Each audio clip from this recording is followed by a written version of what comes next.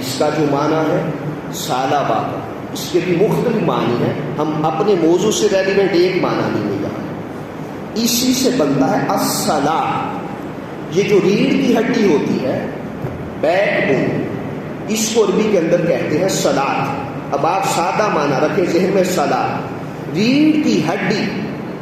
اب یہ کیا کام کرتی ہے؟ یہ نچلا دڑ اور اوپر والا دڑ اس کو کنیکٹ کرتی ہے، جوڑتی ہے۔ تو معنی یہاں بھی کیا نکلا؟ جوڑنا، ملانا، یکجا کر دینا، اکٹھا کر دینا۔ اگر بیک بون نیچے سے نکالے تو یہ شرین نیچے والا دڑ نیچے رہ جائے، اوپر والا دڑ جدا ہو جائے، تو سارا مدار انسانی جسم کا حسن وہ کس پہ ہے؟ وہ بیک بون کے اوپر ہے۔ تو عربی زبان کے اندر صلاۃ کا ایک معنی یہ بھی ہوتا ہے صلاۃ، صلاۃ مصدر سے، کہ بیک بون ریڑھ کی ہڈی یہ نچلے دڑ کو اور اوپر والے دڑ کو یوں جوڑ دیتی۔ اب سمجھ آ رہا ہے کہ رب کائنات کا مصطفیٰ پر صلاۃ پڑھنا کیا ہے؟ بولیے، تائید کریں، سمجھ آ رہا ہے کچھ آپ کو بات؟ کہ الصلاۃ یوں جوڑ دینا، اکٹھا کر دینا، ایک بنا دینا۔ تو یہ جسم کو ایک جسم ہوتا ہے انسانی، نچلے والا حصہ اور اوپر والا حصہ یہ بیک بون یوں جوڑ دیتی ہے۔ تو معنی کیا آ رہا ہے؟ سارے جتنے الفاظ بدلتے جا رہے ہیں صلاۃ کے معنی کیا ہے؟ جوڑنا، ملانا، جمع کرنا، اکٹھا کرنا، یکجا کرنا۔ پھر اس سے آگے چلے، اب ایک دو اور معنی دیکھیں پھر ہم موضوع کے آگے نکلتے ہیں۔ عربی زبان کے اندر صلاۃ کا ایک اور مصدر ہے، اس کو کہتے ہیں اللباس، لاباسا۔ بولیے ساتھ میں، لاباسا۔ اس کو کہتے ہیں خالص شہد۔ اب دیکھیں اس میں جوڑنے کا معنی کہاں سے آیا؟ ذہنوں میں ایک سوال تو آئے گا کہ لاباسا خالص شہد، تو صلاۃ مصدر سے اس کا جوڑنے کا معنی کیسے اخذ ہوا؟ اب دیکھیں آئیں وہ بھی سمجھاتا ہوں۔ شہد کی مکھی سینکڑوں ہزاروں پھولوں کے رس نچوڑ کر چوس کر ہزار خانوں سے ہزار سینکڑوں باغوں سے چن چن کر وہ رس چوس کر جمع کر کے اپنے پیٹ میں لا کر ایک خانے میں ایک چھتے کے اندر وہ اپنا اسکول پاس کر دیتی ہے تو وہ شہد نکل آتا ہے۔ تو ہزاروں خانوں کو وہ سارے پھولوں کو طرح طرح کے چمیلی پر بیٹھ کر، گلاب پر بیٹھ کر، ہر قسم کے پھول پر بیٹھ کر اپنے پیٹ میں ایک مادہ رس بناتی ہے تو جمع کر لیتی ہے۔ اس کو بھی عربی زبان میں اللباس کہتے ہیں۔ یہ صلاۃ کا معنی مختلف یکجا چیزوں کو ایک جگہ پہ اکٹھا کر دینے کا نام صلاۃ، یکجا کر دینا۔ اب آپ سارے معنی ذہن میں رکھیں۔ اب آئیں، ان اللہ وملائکتہ یصلون علی النبی، بے شک اللہ روز اجل سے مصطفیٰ پر صلاۃ بھیج رہا ہے۔ تو سوال یہ ہے کہ اس کا صلاۃ کیا ہے؟ وہ کہتا ہے لغت اٹھاؤ اور جان کے دیکھو اہل لغت کو، وہ صلاۃ کا ایک معنی نہیں کرتے۔ وہ ہزاروں پھول چوس کر مکھی ایک پیٹ میں جمع کرتی ہے۔ میں بھی مصطفیٰ کو جب سے بنایا ہے اپنے ساتھ مرتبہ مخلوق میں رکھ کے ملا رہا ہوں، اور جب سے ہوں تب سے مصطفیٰ کو اپنا وصل دے رہا ہوں، ملا رہا ہوں، اور جب تک رہوں گا مصطفیٰ کو ملاد دیتا رہوں گا، اپنے ساتھ ملاتا رہوں گا۔ لیکن مصطفیٰ پھر بھی میرا عبد رہے گا، میں مصطفیٰ کا معبود رہوں گا۔ تو یہ ہے صلاۃ کا معنی، کہ مصطفیٰ کو مرتبہ مخلوق میں رکھ کے خالق اپنے ساتھ ملا رہا ہے، اپنا وصل دے رہا ہے، اپنا قرب دے رہا ہے، اپنا ملاپ دے رہا ہے، اپنی قربت دے رہا ہے۔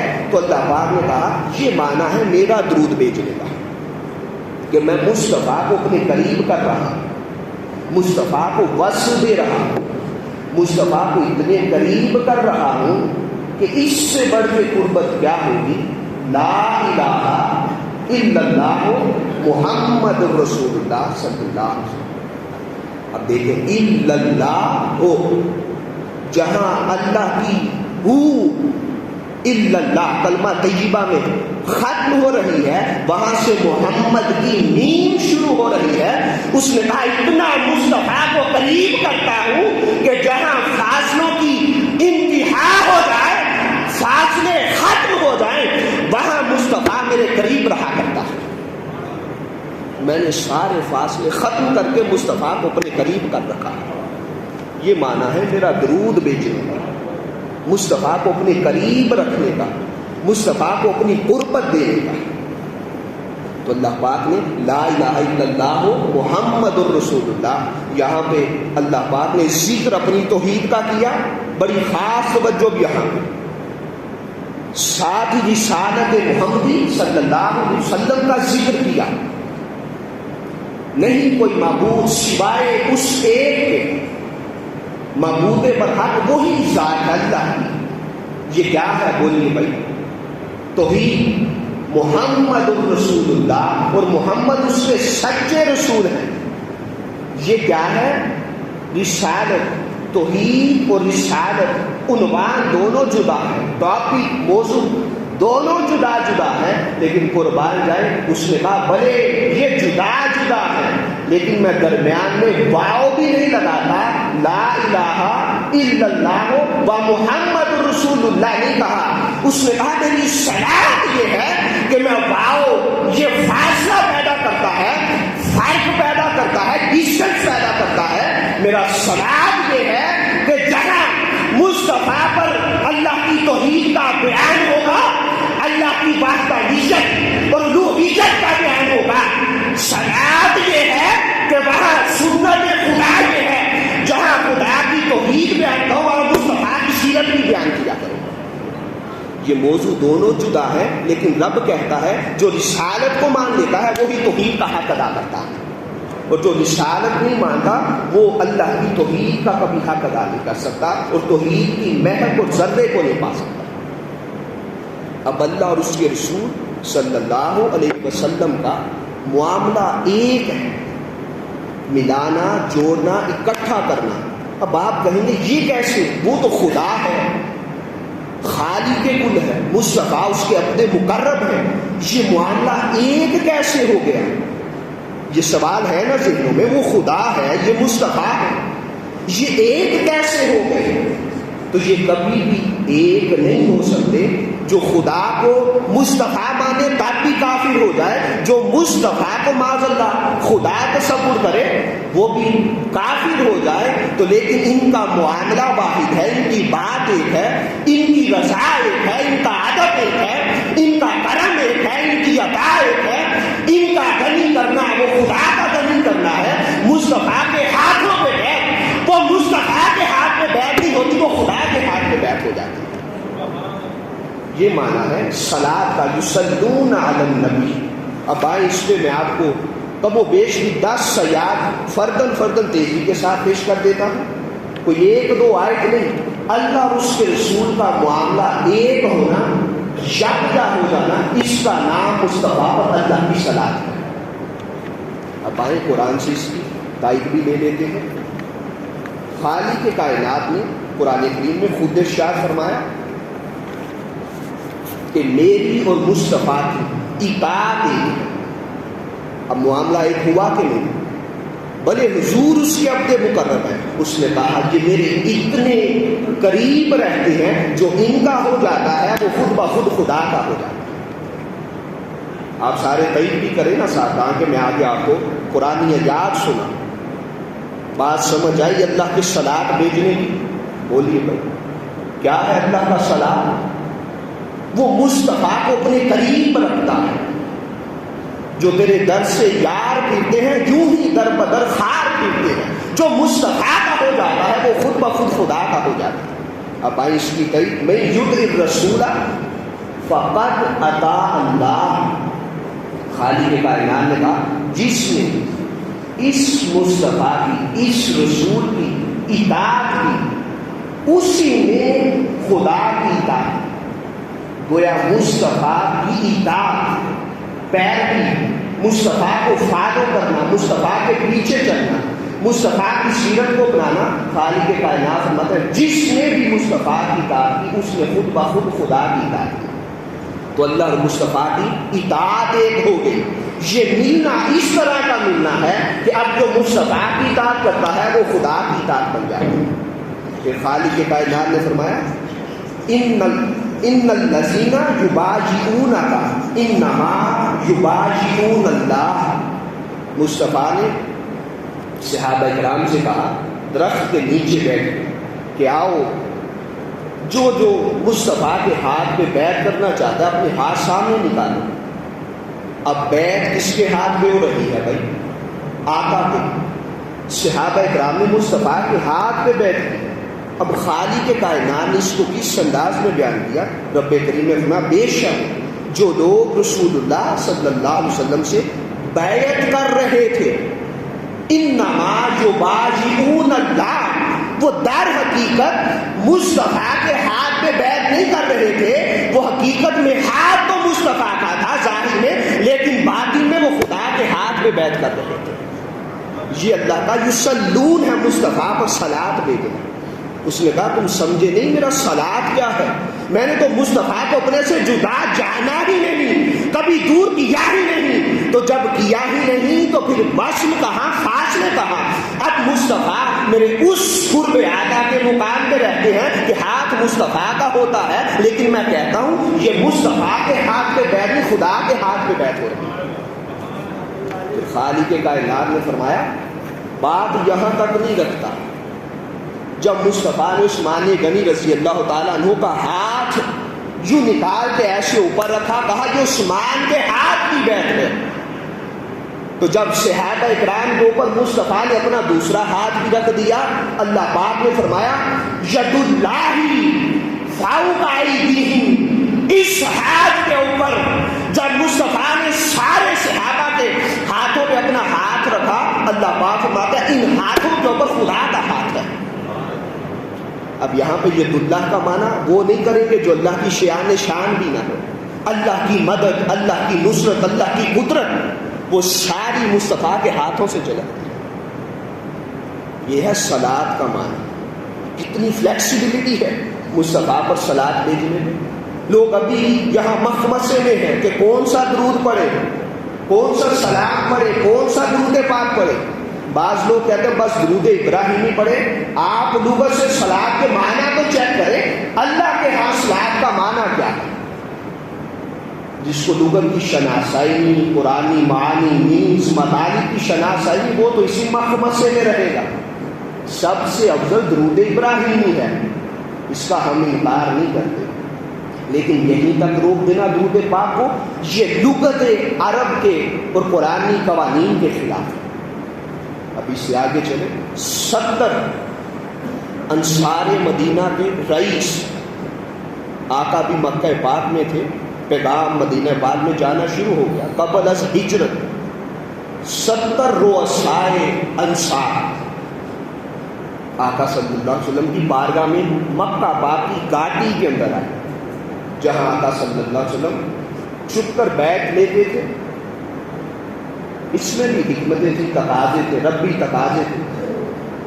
اب آقا صلی اللہ علیہ وسلم نے ان کو کہا کہ تم اپنی جان مال مجھ مصطفیٰ کے ہاتھ پہ قربان کرو، بیچ دو اپنا. بیع کا مطلب کیا ہے؟ بک جانا. با یبیع سے بیعتن، خود کو فروخت کر دینا آقا کے ہاتھ میں.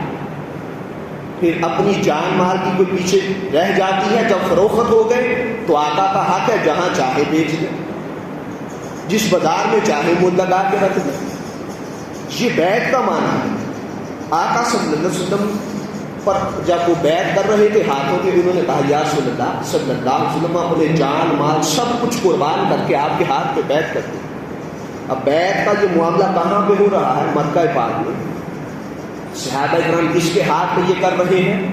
بولیے آقا کے ہاتھ پہ. آپ ہی ساتھ جاگتے ہوئے چلتے آئے. کس کے ہاتھ پہ بیعت ہو رہی تھی؟ حضور کے ہاتھ پہ. اب یہ بیعت خرید و فروخت ہو رہی ہے، جنت آقا دینے لگے. خرید و فروخت کے بدلے میں کچھ تو دیں گے.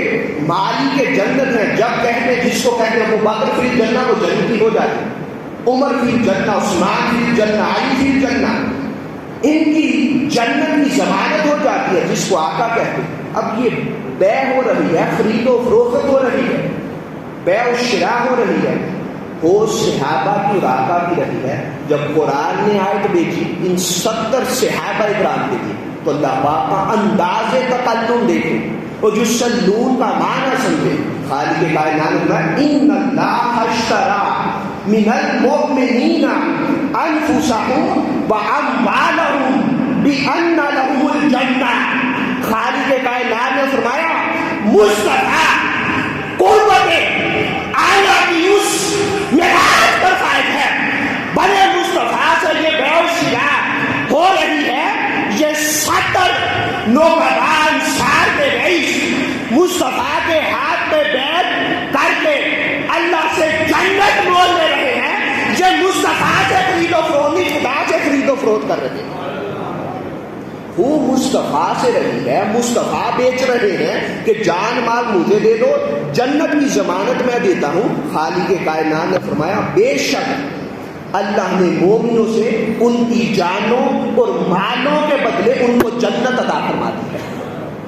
باری تعالیٰ بات تیرے حبیب کی, بات تیرے نجھل سامن ڈول محبوب کی ہو رہی ہے. کیا ہی اچھا تھا تو کہہ دیتا ان الرسول اشتری, ان النبی اشتری, میرے نبی میرے رسول نے ان کی جانوں کی وجہ سب کچھ خریدا ہے. خالق کائنات نے فرمایا میرا صلاح یہ ہے میں سارے فاصلے مٹا کے وہ جو عبد اور معبود کے درمیان فرق سے مٹا کر خالق اور مخلوق کا فرق نہیں مٹ سکتا. میں جتنے فاصلے مٹا دوں مصطفیٰ پھر بھی میرا عبد رہتا ہے, عبد مقرب رہتا ہے, خدا نہیں بن جاتا. لیکن یہ ذات دو ہے. جب سارے فرق مٹا دیے مصطفیٰ کا بولنا وہ خدا کا بولنا, مصطفیٰ کا بکنا وہ خدا کا بکنا, مصطفیٰ کی بیعت وہ خدا کی بیعت, مصطفیٰ کا ادب وہ خدا کا ادب, مصطفیٰ کی رضا وہ خدا کی رضا. جب فرق مٹا دیے یصلون کے زمرے میں لا کے خالق کائنات نے فرمایا اب مصطفیٰ کی طرف ہجرت وہ مصطفیٰ کی طرف نہیں وہ خدا کی طرف ہجرت بن جائے گی. اب یہ فرق مٹاتا جا رہا ہوں, مصطفیٰ پھر بھی مصطفیٰ رہے, میں پھر بھی خدا رہا. یہ توحید و رسالت کا فرق پھر بھی بجا رہا, لیکن معاملہ ایک کر دیا. بھلے مصطفیٰ جنت عطا فرما رہے ہیں غلاموں کو, وہ مصطفیٰ نہیں عطا فرما رہے, وہ خدا عطا فرما رہے ہیں. وہ نسبت مصطفیٰ کے فعل کی اپنی طرف کرتا ہے, مصطفیٰ کے فعل کی نسبت اپنی طرف کر کے کہتا ہے بھلے یہ فعل مصطفیٰ کا ہے لیکن ہم اتنے قریب رہتے ہیں, بات اس کی کروں یا بات اس کی کروں یہ بات ایک ہی ہوتی ہے. پھر خالق کائنات نے اس سے آگے بھی فرمایا منافق لوگ مصطفیٰ کو دھوکہ دیتے اور ایک ایک بات باریکی سے سمجھ کر. اللہ کو کوئی دھوکہ دے سکتا ہے معاذ اللہ؟ بتائیں. چاہ کر بھی کوئی رب کریم کو دھوکہ نہیں دے سکتا. یہ بات عدل ہوئی, اس پہ انکار نہیں. وہ عالم الغیب ہے, وہ منافقوں کی کارسانی کو پہلے جانتا ہے. یہ کریں گے دھوکہ تو معاذ اللہ اس کو ہو جس کو خبر نہیں, جس کو سمجھ نہ ہے, وہ جان سے میں پھنس جائے. اپنے زوم باطل میں دھوکہ مصطفیٰ کو بھی نہیں کوئی دے سکتا. اللہ پاک نے بے شمار سینکڑوں واقعات مصطفیٰ پر آشکار کی کہ حبیب نکل جائیں ہجرت کر کے, یہ آپ کی جان کے دشمن.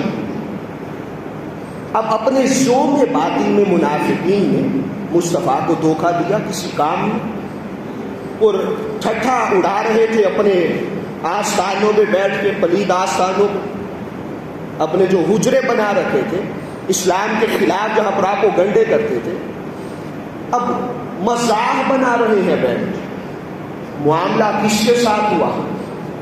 مصطفیٰ کے ساتھ. مصطفیٰ کو دھوکہ دینے کی ناپاک جسارت تھی. رب کائنات نے فرمایا آؤ مصطفیٰ کو چھوڑ کر براہ راست میری طرف آنے والوں دعوت فکر دیتا ہوں، یہ خالق کائنات کی دعوت فکر ہے۔ وہ منافق بھی خدا کو مانتے تھے، اس میں نص قرآنی 20 موجود ہے۔ اللہ پاک نے فرمایا براہ راست میری طرف آنے کی جسارت کرنے والوں سنو، یہ دھوکہ تم مصطفیٰ کو نہیں دے رہے، یخادعون اللہ، منافقوں بدبختوں، یہ دھوکہ مصطفیٰ کو نہیں خدا کو دے رہے، تم کس کو دھوکہ دینے کی کوشش کر رہے ہو؟ ان کا معاملہ خدا کا معاملہ تو ایک ہو چکا ہے، جو ان کو دھوکہ دیتا ہے وہ معاذ اللہ خدا کو دھوکہ دیتا ہے۔ تو کوئی اس کو دھوکہ دے سکتا ہے؟ میں اور آپ بولے نا اللہ کو کسی نے دھوکہ دیا، ہم کافر ہو جائیں، ہم کافر ہو جائیں، قربان جائیں عظمت رسالت آپ پر۔ اس نے کہا مجھے کسی سے حکم لینے کی اجازت نہیں، میں جو چاہوں کلام کرتا پھر، میں خود کہہ رہا ہوں مجھے دھوکہ دے دیا۔ تم پریشان ہو نا، خالی خود کلام فرما رہا ہے کہ نہیں؟ محبت کے انداز اپنے حبیب کے ساتھ کتنے بریک بارڈر لائن کے اوپر جا کر شان مصطفیٰ بیان کرتا ہے، عظمت محمدی کے رنگ بیان کرتا ہے۔ پھر اس سے آگے چلیے اللہ پاک نے سورۃ الاحزاب میں آیت کریمہ نمبر 57 میں فرمایا ان الذین یؤذون اللہ ورسولہ لعنہم اللہ فی الدنیا والآخرہ، بے شک جو لوگ اللہ اور اس کے رسول کو ایذا دیتے ہیں دنیا و آخرت میں اللہ پاک ان کو رسوا کر دیتا ہے۔ اب اللہ کو کوئی ایذا دے سکتا ہے؟ ایذا تو آپ جسم کو دے سکتے ہیں، تو جو جسم سے پاک ہے اس کو ایذا کہیں، اس کو ایذا ہو سکتی ہے، کوئی تصور بھی نہیں کر سکتا۔ اس نے کہا نادانو، یہی تو مسئلے حل کرنا چاہتا ہوں، جس نے معاذ اللہ مصطفیٰ کو ایذا دی ہے اس نے ہی خدا کو ایذا دی ہے۔ معاملہ واحد یکجا ایک کر دیا، یہ مانا ہے ان اللہ وملائکتہ یصلون علی النبی، بے شک اللہ اور اس کے تمام فرشتے اپنے حبیب پر درود بھیجتے ہیں۔ تو اللہ کا درود بھیجنا میں نے لغت سے بیان کیا ہے، وہ اپنے حبیب کو اپنے ساتھ ملا کے رکھتا ہے، یکجا کر کے رکھتا ہے، معاملہ ایک کر دیا، حکم ایک کر دیا، اطاعت ایک کر دی، محبت ایک کر دی، ادب ایک کر دیا، نصرت ایک کر دی۔ کہا جو جو مصطفیٰ کو مانتا ہے وہی خدا کو مانتا ہے۔ پھر اللہ پاک نے فرمایا انعم اللہ علیہ وانعمت علیہ، انعام اللہ اور اس کے رسول کا یہ ایک ہے۔ اب کوئی کہتا ہے بس اللہ کا ہی انعام ہے، قرآن کہتا نہیں مصطفیٰ بھی انعام کرتے ہیں، خدا بھی انعام کرتا ہے۔ پھر اس سے آگے چلیے قرآن پاک میں خالق کائنات نے فرمایا لا تقدموا بین یدی اللہ ورسولہ، اے ایمان والو اللہ اور اس کے رسول سے آگے قدم نہیں بڑھانا۔ اب اللہ سے آگے تو کوئی قدم نہیں بڑھا سکتا، کوئی یہ قدم بھی اللہ سے آگے چل ہی نہیں سکتا، وہ جسم سے پاک۔ تو اس نے کہا جو مصطفیٰ پر تقدم کرتا ہے، قدم بڑھاتا ہے، وہی خدا پہ تقدم کرتا ہے، بڑھاتا ہے۔ اب دیکھیں اور بھی بیشتر آیات ہے اس چیز سے ڈری گئی۔ اب ساری گفتگو کا لب